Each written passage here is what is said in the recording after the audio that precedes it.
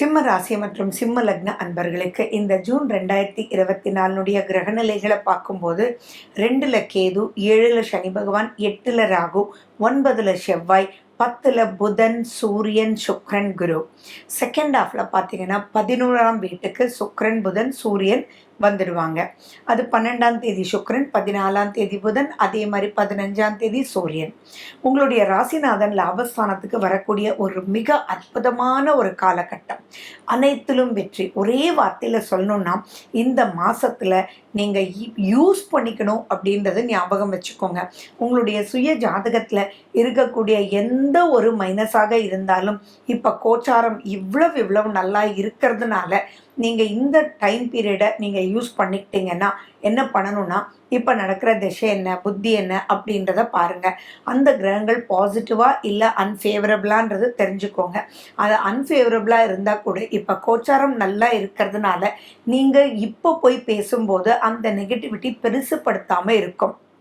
அப்போது பாசிட்டிவான விஷயங்கள் பலது நடக்கிறதுக்கு உண்டான வாய்ப்புகள் இருக்குது. சரி, உங்களுடைய 10ஆம் வீடு தொழில் ஸ்தானம், கர்மஸ்தானம், ஜீவனஸ்தானம்னு சொல்லக்கூடிய இடத்துல 4 கிரக அமைப்பு அண்ட் குரு உங்களுடைய தனஸ்தானத்தையே பார்த்துட்ருக்கார்.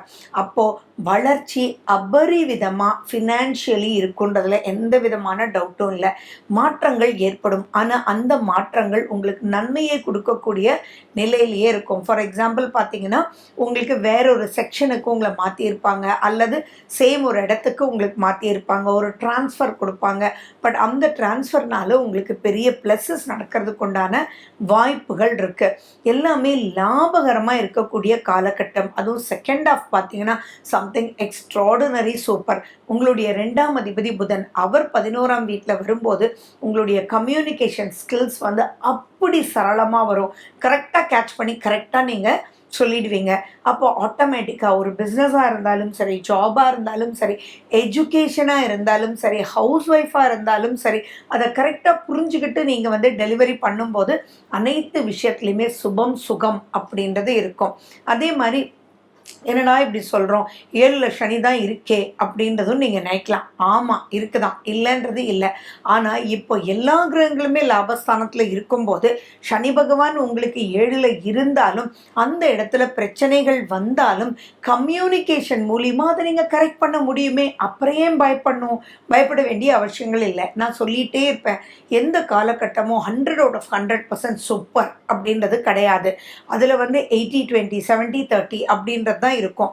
பட் அந்த 20-30 நெகட்டிவிட்டியும் நீங்களே உங்கள் புத்திசாலித்தனத்தினால நீங்கள் சுகமாக இருக்கிறதுக்கு என்ன வேணுமோ அதை எடுத்து பண்ணும்போது தட்ஸ் லைஃப் அப்படின்றது போயிடும். அப்போது ஸ்மூத் கோயிங்கிறத விட ஹாப்பி கோயிங்க்கும், ஓ சாரிப்பா தப்பாக புரிஞ்சுக்கிட்டேன்ப்பா, உங்களை நீங்கள் இப்படி சொன்னது எனக்கு இப்படி புரிஞ்சிடுச்சுப்பா அப்படின்றது உங்களை புரிஞ்சுக்கிட்டு நெக்ஸ்ட் ஸ்டேஜுக்கு உங்களை கூட்டிகிட்டு போய் விட்டுருவாங்க. எப்பயுமா நார்மலாக கொடுப்பாங்க. ஆனால் ஒரு தப்பாக அவங்க ப்ரனவுன்ஸ் பண்ணி, அதாவது எதிரிகளே நட்பு ஆகி, அதாவது உங்களை தப்பாக நினச்சிட்டு இருந்தவங்களே உங்களை ரைட்டாக புரிஞ்சுக்கும் போது சாரிப்பா இந்தப்பா எடுத்துக்கோப்பா, இன்னும் நெக்ஸ்ட் லெவலுக்கு எடுத்துகிட்டு போயிடுறேன் அப்படின்னு சொல்லும்போது அதனுடைய மனநிறைவு நான் சொல்லணுமா, அந்த அளவுக்கு நல்லாயிருக்கும். ஸோ இந்த காலகட்டத்தில் நீங்கள் கரெக்டாக யூஸ் பண்ணிக்கணும் அப்படின்றத ஞாபகம் வச்சுக்கோங்க. மீனராசி வரும்போது உங்களுக்கு கண்டிப்பாக கொஞ்சம் எச்சரிக்கையாக இருக்கணும். ஏன்னா சந்திரன் ராகுவோடு இருப்பார் அண்ட் அந்த ராகு கேதுவை பார்த்துட்டு இருக்கார். ஸோ அந்த இடத்துல சில கருத்து மோதல்கள் வரும். பட் ஆனால் ஜெயிப்பீங்க, வரி பண்ண வேண்டாம். ஏன்னா உங்களுடைய 4ஆம் வீட்டு அதிபதியும் செவ்வாய். அந்த செவ்வாய் சனி பகவானுடைய பார்வை அங்கே இருக்கு. அப்படி இருக்கும்போது உங்களுக்கும் உங்கள் தந்தைக்கும் 9ஆம் வீடுன்றது தந்தை, 4ஆம் வீட்டினுடைய அதிபதி செவ்வாய் தான் 9ஆம் வீட்டில் இருக்கார்.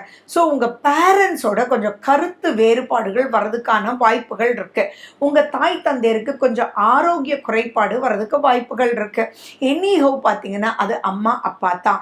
ஸோ அவங்களோட கருத்து மோதல்கள் வேண்டாமே. அவங்களோட உங்களுடைய ஆரோக்கியம் அப்படின்றதுக்காக சில செலவுகள் வர்றதுக்கான வாய்ப்புகளும் சில மனக்கசப்புகள் வர்றதுக்கான வாய்ப்புகளும் உங்களுக்கு முக்கியத்துவம் கொடுக்காம அவங்க இருக்கிறதுக்கு உண்டான வாய்ப்புகளும் வருமே ஒழிய அது மிகப்பெரிய பிரச்சனையாக வராது. ஸோ நீங்கள் ஒன்று சொல்லலாம். ஃபார் எக்ஸாம்பிள் பார்த்தீங்க அப்படின்னா, அப்பா நான் இது பண்ணுறேன், இது இவ்வளோ நல்லா போயிட்டுருக்கு, நான் ஆர்டர் வாங்கிட்டு வந்துட்டேன்ப்பா, நீங்கள் ஜஸ்ட் ஒரு அப்ரூவ் பண்ணுங்கள், ஓகே சொல்லுங்கள் அப்படின்னு நீங்கள் சொல்லலாம். ஆனால் உங்கள் அப்பா சொல்லலாம், இல்லை இல்லை எனக்கு ஒன்றும் நம்பிக்கை இல்லை, என்னோட எக்ஸ்பீரியன்ஸ் இருக்குது, தயவு செஞ்சு சிவனே நிறு அப்படின்னு சொல்லலாம். அந்த இடத்துல நீங்கள் என்ன பண்ணணும் அப்படின்னா, உங்கள் கம்யூனிகேஷன் ஸ்கில்ஸை யூஸ் பண்ணி ஒரு ப்ராஜெக்ட் ரிப்போர்ட் தயார் பண்ணி அப்பா தான் நினைக்காம அவங்களுக்கு இம்பார்ட்டன்ஸ் கொடுத்து வாக்குவாதங்களை தவிர்த்து மறுபடியும் லாபஸ்தானத்தில் தான் இவ்வளோ கிரகங்கள் இருக்கே, அண்ட் குரு வந்து 2ஆம் வீட்டை வேற பார்க்குதே. அப்போ மறுபடியும் அப்பா இப்படி பண்ணால் நமக்கு எவ்வளோ ப்ராஜெக்ட் வரும், அப்படி பண்ணால் இவ்வளோ வந்து நமக்கு ப்ராஃபிட் வரும் அப்படின்றதெல்லாம் நீங்கள் ப்ராஜெக்ட் ரிப்போர்ட் ரெடி பண்ணி அவங்களுக்கு சப்மிட் பண்ணும்போது அதில் இருக்கக்கூடிய உண்மைத்தன்மைகள் கருத்து மோதல்கள் மாறி அபரிவிதமான அப்லிஃப்ட்மெண்ட்ஸ் உங்களுக்கு ஏற்படும். நீங்கள் சூரியனுடைய வழிபாடு ரொம்ப ரொம்ப முக்கியம். சூரியன் லாபஸ்தானத்துக்கு வர்றது அப்படின்றது மிகப்பெரிய அற்புதமான ஒரு காலகட்டம். இதுல ஒரு முக்கியமான விஷயம் என்னன்னா, தந்தை வழி தாய் வழி எந்த பிரச்சனைகள் இருந்தாலும் சரி, இப்போ நீங்க போய் பேசி, நீங்க சின்னவங்களா இருக்கலாம், நீங்க போய் பேசும்போது அதுக்கு இம்பார்ட்டன்ஸ் கொடுத்து மற்றவங்கள் எல்லாமே வந்து உங்களோட சேர்ந்து உங்களுடைய தாய் தந்தையுடன் இருக்கக்கூடிய வெறுப்புகளை அவங்க மாத்திக்கிட்டு அதன் மூலியமா அப்லிஃப்ட்மெண்ட் ஆகிறதுக்கு உண்டான வாய்ப்புகள் உண்டு.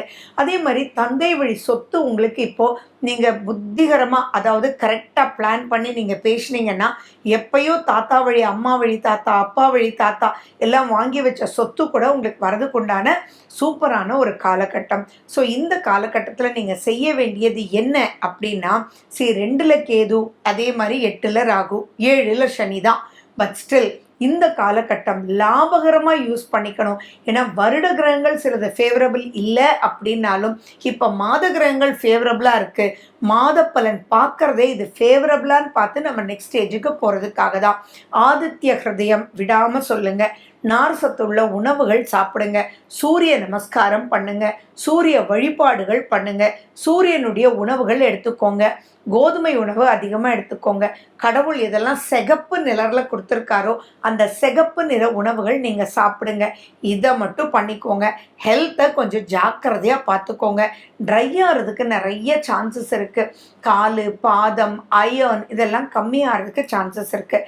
இதை மட்டும் பார்த்துக்கிட்டிங்கன்னாலே இது யூஸ் பண்ணிக்கோங்க. இந்த ஜூன் மந்த்னுடைய கிரக நிலைகளை நெக்ஸ்ட் ஸ்டேஜுக்கு 100% மூவ் பண்ணிடலாம். ஓகே. சிம்மராசிக்கு சந்திராஷ்டமம் வரும்போது கொஞ்சம் எச்சரிக்கையாக இருக்கணும். ஏன்னா அந்த இடத்துல கருத்து மோதல் வர்றதுக்கு வாய்ப்புகள் உண்டு. ஏன்னா உங்களுடைய 8ஆம் வீட்டுக்கு சந்திரன் வரும்போது தான் சந்திராஷ்டமம், அங்கே ராகுவும் இருக்கார். ஸோ அப்போது இந்த கருத்து மோதல்களை கொஞ்சம் நீங்கள் கண்ட்ரோலாக வச்சுக்கலன்னா நெகட்டிவ் ஆகிடும். ஏன்னா ராகுன்றது மல்டிப்ளேயர், பாசிட்டிவ் மல்டிப்ளேயரும் அவர் தான், நெகட்டிவ் மல்டிப்ளேயரும் அவர் தான்றது ஞாபகம் வச்சுக்கோங்க. ஜூன் மாதத்தினுடைய விசேஷ நாட்களை பற்றி தான் நம்ம பார்க்க போகிறோம். ஜூன் 2, ஜூன் 18 ஏகாதசி, ஜூன் 3 வாஸ்து நாள். காலையில் 9:05 10:35 வரைக்கும் வாஸ்து நேரம். 4ஆம் தேதியும் 19ஆம் தேதியும் பிரதோஷம், 5ஆம் தேதி கார்த்திகை விரதம், 6ஆம் தேதி அமாவாசை, 7ஆம் தேதி சந்திர தரிசனம், 10ஆம் தேதி சதுர்த்தி விரதம், 12ஆம் தேதி ஷஷ்டி, 14ஆம் தேதியும் 29ஆம் தேதியும் அஷ்டமி, 15ஆம் தேதி ஆனி மாத பிறப்பு, 15ஆம் தேதியும் 30ஆம் தேதியும் நவமி, 21ஆம் தேதி பௌர்ணமி, 25ஆம் தேதி ஸ்ரவண விரதம். மேலும் விவரங்களுக்கு போன் நம்பர் 9842266555.